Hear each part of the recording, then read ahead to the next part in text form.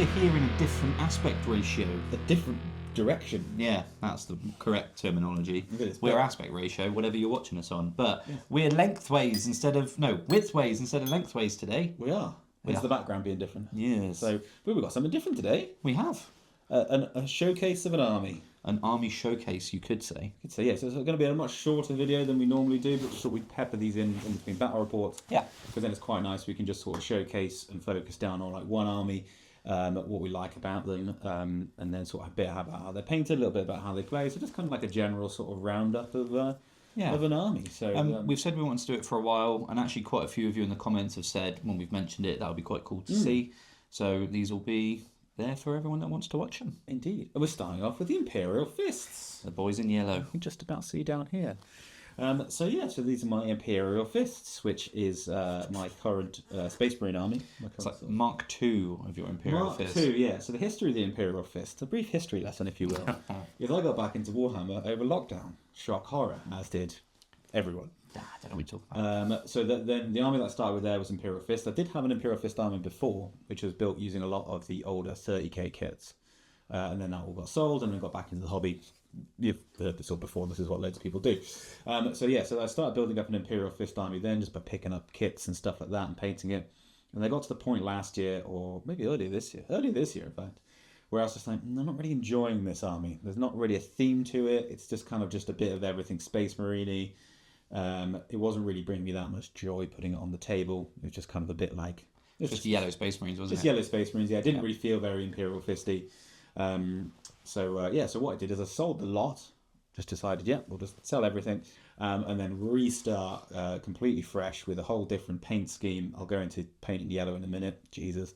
So a whole different sort of theme of the army and just going like really sort of Imperial Fists heavy. So... I went down the Gravis route because I really like Gravis armor. I think it's really cool. It's nice. It's bulky. It's big. So it's a pure Gravis army. Every single thing in the army is Gravis, and there's no vehicles either. So it's just literally just Marines in Gravis armor, which I think is quite cool. Why don't you go through it then and tell everyone what units you've got? Yes. Why you've got those units specifically. Bit about how you use them in game, and we'll go through each one. And then I think what we'll do at the end of each of these army showcases is after whoever's army is on the table, they've gone through their lists. The opposing person can say, "My favourite unit of yours is blah." And that sounds good. Yeah. And then the person whose army it is can do the same. I like and then you guys in the comments can do the same as well. You can tell us which is your favourite unit and why. Yes. What have you got? So it's about 2,000. It's pretty much a 2,000 point army on the nose because that's kind of how I built it. Yeah. There were some points in the December update, so I managed to squeeze in, although I haven't built it yet, is a third Apothecary Biologus. Okay. I quite like them. They look really cool. So what it is basically the army is 3 Apothecary Biologuses, just as they are. Chunky really boys. good fun. They're quite expensive, but they give everything lethal hits, which is quite nice, and I'll go into what they're paired with in a minute. How happy were you when you wanted to do a whole Gravis army that they brought out a Gravis Apothecary? Well, there's no Gravis Lieutenant. No. But there should be a Gravis Lieutenant at least. And there should be just more Gravis. Do we need more lieutenants, though, is the question. Yeah, but the thing is, there's no Terminator Lieutenant, there's no Gravis Lieutenant. So you've got like so many lieutenants that are just for the normal bog standard Marine This is armor. true. It would be nice to have a Gravis Lieutenant and a Terminator Lieutenant just to sort of fill that gap. More lieutenants you hit first. More lieutenants. Now, with this army, is it technically, it's actually an Iron Hands army. Okay. Because the warlord is Ironfather Fyros. I call him the Iron Daddy, which you love. You love it when I call him that. Die a little every time. So he's actually the warlord. The main reason he's the warlord of the army rather than Torgaradon, which I do have a Torgaradon model, is that he gives OC3 to heavy intercessors. Very, very good. Yeah. And the squad that he's with get 5 up, feel no pain, making it just a horrendous squad to deal with. So that's quite a fun way of leading the list. And then there's 2 captains, both in Gravis armor. One which is like a combat-y one, which can have a nice enhancer where he can get back up on a 2+ with all of his wounds remaining. Is it all? Half? It's pretty good. Like he had half damage and all of his wounds back. Yeah. It's kind of obnoxious. And then there's another one just in regular Gravis armor with the bolter and a sword. And he's got a cool enhancement that gives him a feel no pain. Very nice. So it's a big sort of lots of chunkiness.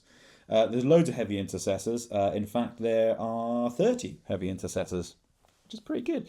I was sort of undenied about how I sort of field these. The next attempt with these is to do 2 big squads of 10, one with the Iron Daddy and a 5+ Fiona and one with the Captain with a 6+ Fiona Pain. So you basically got these 2 really unkillable blobs. And by the time you stack on the fact that they can add 1 to their save if they're hit by a damage 1 weapon, you can do like Armor of Contempt or go to ground on them. You could just make them, they just take ages to chew through, unless you've got loads and loads of damage 3. But even then, 1 5+ on that Fiona Pain means, our 2 of your shots are taken to get rid of 1, so they can just last forever. Then there's another 2 squads of 5, which are sort of more just running around and doing actions and things like that. Still really survivable, but those 2 sort of big squads are the main survivability. Then there's 18 Eradicators. So I decided I had some Eradicators, I had 3 for the other army before I sold it all. And I did decide that I really liked Eradicators. So I was like, I'm just going to lean real heavy into them. It's a nice bit of anti-tank, why not? They're really fun. So the 3 Apothecary Biologists go with a squad of them each. So it means on the Overwatch, they're just straight lethal in with 6s, which is really good. And obviously re-rolling hits, wounds, and damage. Yeah. So they basically, what I found with playing these is they're such a threatening piece that people want to go nowhere near them. Yeah. With a vehicle or a monster. And then having 1 in reserve just to bring onto the edge and just nuke sort of something there. So they're just really good fun because it's like, you can deal with them. They do go down, but there's so many of them. There's still going to be some hefty melter goodness there. So they're pretty good, and they've got down in points. So it's cool. Win-win. Indeed. And then to round out the list, there's 3 Inceptor squads. So just with the bolters, because I thought I liked them, and I've converted these a bit, as you'll see from some of the close-up pictures. So they don't have the 2 bolter sort of pistol arms. I've done them with heavy bolters instead, which I feel is a lot more Imperial Fisty. Yeah. It's a lot more sort of like just drop down and just point blank gun. And the reason they're point blank gun. And the reason they're in the list is a couple of reasons. One, they do have really nice firepower. They're really good at like shredding through like marine bodies and things like that. But also it gives me a little bit of speed. It's a very slow army. Yeah. And it means I can drop down close, so I can still kind of get around the board without sacrificing too much. And you've got room to grow there, because you could get another 9 of those, couldn't you? I could do. You could. You could have 3 units of 6. Yeah, I could do. Yeah. I don't think I will do that, because they're very expensive points-wise. I think the next thing, which is obviously the clear thing that's missing from the Gravis army, is aggressors. Yeah. There's no aggressors, and I think a squad of them would be quite nice. Just 6 of them, maybe with the flamers, just to have.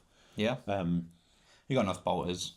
Yeah, exactly. Yeah. So it's it's plenty of bolters, plenty of sort of stuff to deal with that. So the flamers would be quite nice, and just have them just sort of run up the board, maybe with one of the captains or something like that, just to or even with like the one that gives them a feel no pain sort of thing, just to make them quite obnoxious on a point. But that's kind of the list. So it's around 2,000 points. Play style wise, it's quite a fun army to play because it's a bit of a stat check. It's a bit of a weird stat check. Yeah. Because it's all these toughness 6 3 wound bodies that, all right, some armies will absolutely have the tools to deal with it. Good saves as well. Good saves. Loads of ways of mitigating damage with the feel no pains and armor contempt and all that. And obviously loads of them. But also what I found with it is it makes anti-tank weapons. So if someone's put a lot of anti-tank in their list, it's kind of like, oh, cool, well, you're going to absolutely disintegrate one Gravis guy with your Lancer or 2. But it's never going to get its points back in what it can kill, sort of thing. So they're never going to be able to take out a big target in one go, sort of dedicated anti-tank. So yeah, they're surprisingly survivable. And what I found playstyle with these is basically the big unkillable squads, or not unkillable, hard to kill squads, advance everything first turn, get onto the points, and then be like, it's going to take at least 2 or 3 turns to kill me off them. And they're OC3. So you can't really out-score them OC-wise, because there's a strat in the... so play them as Imperial Fist, so play them as the... what's it called? The detachment, Anvil Siege Force. Right. So there's a really good stratagem in there to double the OC of models, so you can basically make them OC6, which not really anything in the game is outscoring them then. You can have like one guy holding on to a position. Pretty good. And there's a couple other cool strats in there. There's one for like crits on 5s, which works as long as they stay still, which works really well with the biologists. Yep. So you can basically go, you get sustained and it goes on 5s if you're still. So you've basically got, horrible. You have loads and loads of melt shots coming out of something. So it's good. So you grimaced when you spoke about painting yellow. So why don't you tell everybody how did you paint these? If someone's looking at this thinking, damn, I want a nice yellow army like that. What did you do? So I've been through a lot of different ways of painting yellow. The old Imperial Fist army, I think I did them maybe 4 times. I think I painted them, stripped them, painted them, stripped them. Yellow is a very tricky color because it's so light. It's just really hard to work with. There's just not a lot of room in the spectrum of yellow for going from dark to light. Yeah. That doesn't just look orange or white. And you don't have an airbrush either, so it makes it more difficult as well. It does. The reason I don't have an airbrush is I just don't like the idea of them. I'm a very dirty, messy painter, so I just let into the style that I like. So with these, I went for the technique of... so sprayed them red first. So the fist on red, just straight out of a rattle can.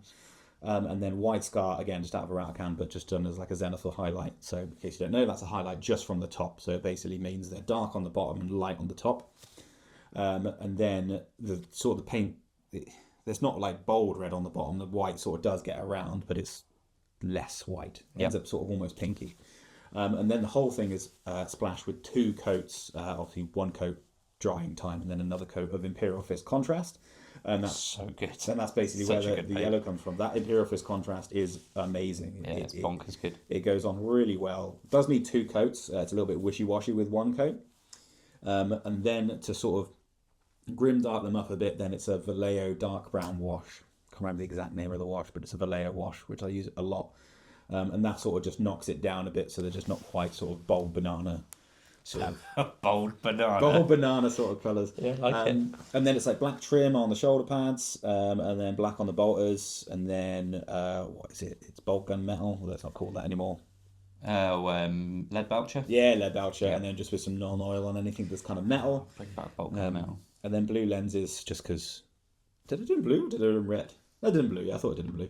The reason for blue lenses is just because they contrast a bit better. And they're goodies, right? Red's like baddies. This is true. Yeah, this is true. Although my dark angels are orange lenses, to be fair, not red. So, well, they're kind of good. They're almost kind of bad. And then you've got a bit of red accent as well. I see on like pipes and things like that, pipes and cables and anything like that. So just to give them a bit of variation in color, and then transfers on all the shoulder pads, which really help set them off. So my old Imperial Fist army, I went out and bought all the molded shoulder pads for them.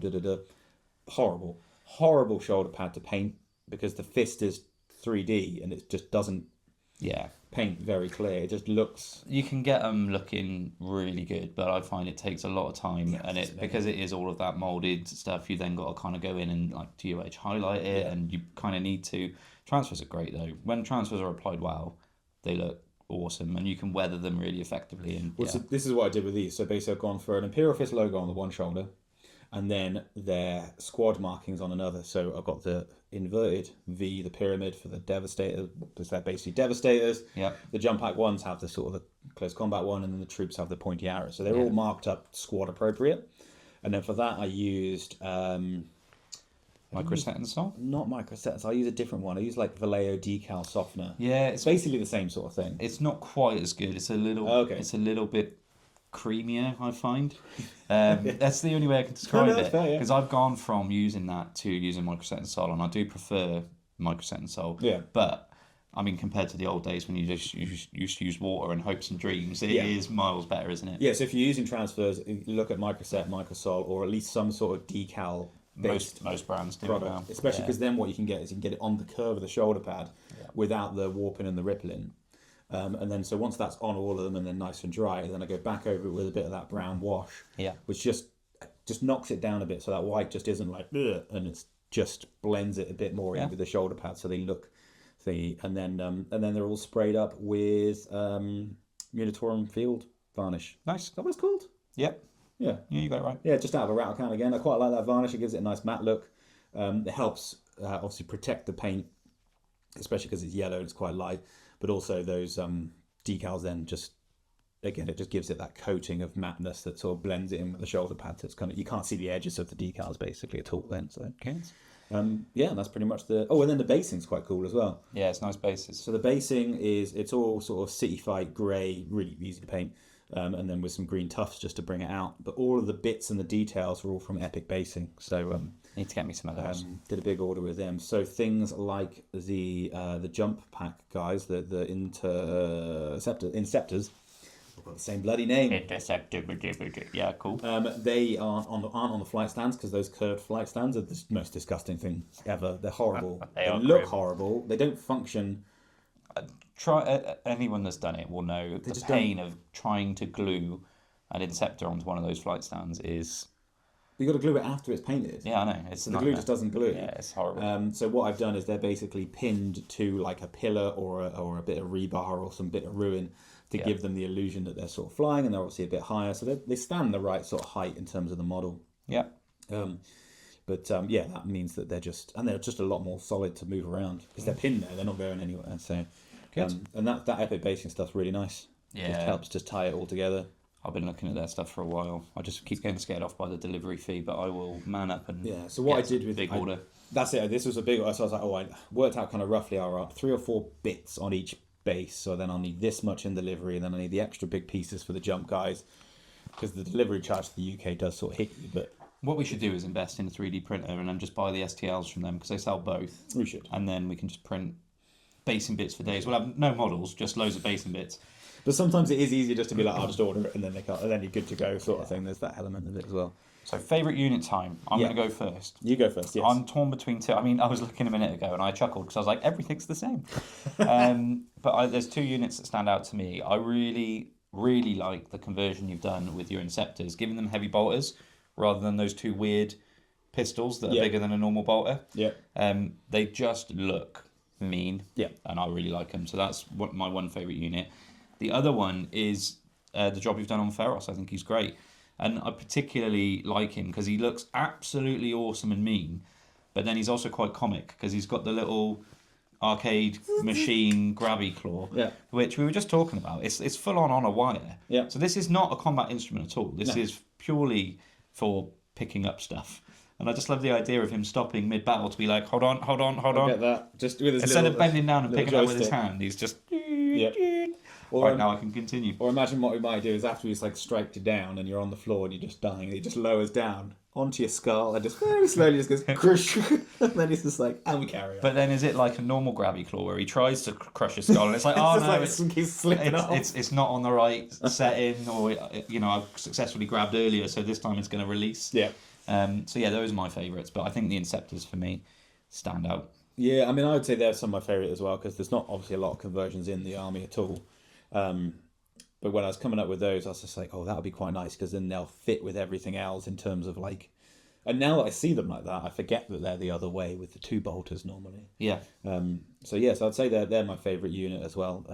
Just in terms of in terms of playing with. Good. But what's your favourite unit and why? Yeah, that's no. Then why is it a Gravis unit? It has to be. And then if we round out these sort of videos with what I'm going to do next. What are you going to do next? Next for these, I think is sell them all and get Phobos. No, they took too long to paint. Although actually, I did get them done very quickly. Yeah. That yellow technique, because I was doing it all at once, it does come together. It's effective. It comes together quite quickly, which is good. And I think basing helps set painted models off as well. So it's just like, anyway. But I think next for it will be a squad of aggressors, just to have that sort of variation. I do really want to avoid having any vehicles or transports. Yeah. Just because I just like how it's this, just basically a horde of Gravis. Because the thing is, if I put like one repulsor in it to transport some around, it's just like, well, everyone, in terms of playing, everyone's anti-tank is just going to go, well, just kill that repulsor. Yeah. So then it's just like, oh, well, then you need like 2 or maybe 3 vehicles to sort of mitigate that. And then it's just like, well, then you have to take so many units away. It becomes something different. But yeah, I think a squad of aggressors, which would be nice because then I can swap them out maybe for a squad of eradicators if I ever feel like it. I do like all the eradicators. They're just silly. They are good. It's just Dreadnoughts are nice, but you had a load of Dreadnoughts that you got rid of. You had the cool Leviathan ones as well, didn't you? Which were good. But then they took those out of obviously being playable in 3K. Yeah. But then I also thought as well, like in terms of like Dreadnoughts and stuff like that, I've got an Imperial Knight army. I've kind of got that element of big walky things. What's missing that would have been amazing if it still existed for this army, or if they did a new version of it, is the Ironclad. Yeah. The Ironclad Dread would have been that'd be cool. Chef's kiss in this list. But basically just a big Gravis Dreadnought sort of thing. Yeah. So. But I mean, maybe they'll come out with something like that. I feel like the Gravis, they kind of lent into it really heavy in 9th, and then they were like, oh, and then that's it. we're not bringing anything new out for it, except the Biologist. I do like Gravis. I can't stand painting it. I swear whoever designed Gravis was getting paid per edge highlight, because they just put as many edges on those as they could. Well, this thing, none of this is edge highlighting. Yeah. I've painted it in a way that didn't need edge highlighting. Because I was just like, that's the difference between spending, probably spent maybe 40 hours painting this army. Wow, that's good. Something like that. It was quite quick. But it would, to edge highlight, it would probably be like a good 20, 30 hours extra. And then some, because you're doing yellow. Yeah, because it's horrible to edge highlight anyway. Like red edge highlight's nice, because you can just be, oh, that's a lighter red. Red's a lovely colour. You know, whereas yellow is just like, oh, well, it's just a bit too yellow now. Yeah. And it just looks, it's harder to get a good look with yellow, edge highlighting. But lost a train of thought now. Anyway, painting the army took that long. So hobby time's limited. So I was just like, am I going to enjoy edge highlighting all these guys? Yeah. Or would I rather spend that 20 hours doing something else in a different project? So it's just like, coming up with a nice way of painting it, happy with how it looks, avoid all the edge highlighting. And then when I add something else to it, I'm not dreading it, sort of thing. It'd be quite easy to add. To get you back to the train station, to catch that train of thought, you were talking about a nice way to end these is to talk about what you're going to add. Yes. Aggressors. Yeah, we said that. Yeah, cool. yeah. So I think awesome. I think that's kind of the only thing I can add, really, because you can't have any more Eradicators, sadly. Yeah. I don't need any more heavy intercessors. So I think aggressors would fill a nice role of giving some combat punch. Yeah. I haven't really got any combat punch. I mean, they're pretty good Marines anyway, but I think in terms of that, then I've got something that can yeet up the middle of the board, can take a charge because they've got flamers on their flamestorm cannons, so they could do a nice Overwatch. Flame on their flame. Flame on their flame. Nice. And then just punch the living daylights out of something. So I think that'll fit in quite nicely. But that'll be a while before I do that. I'm really happy with how this army is. You should be. I was about to say, are you happy with it? Because it's a very nice looking army, and having played against it, it's not very nice to play against, because it is, you're right, that toughness 6, 3 wounds is a pain in the bum. It takes a while to get through, like longer than you've got. And this now gives me much greater joy putting on the table than the Imperial Fist. And that's the most important thing. Yeah, like I really like getting these out. These sit on my shelf at home all the time, so I can always look at them. But they're just really good fun. Just look lovely at it. Lovely yellow. But I do have, the other model I have is Torgaradon, who could swap out, but I just prefer... Where's he today? I forgot him. Because he doesn't sit on the shelf with the perfect 2,000 point army, because you can't have him and Iron Father. You need that chin. He does. I know, I've given him a helmeted head. Oh, okay. Yeah. He's got a really big helmet.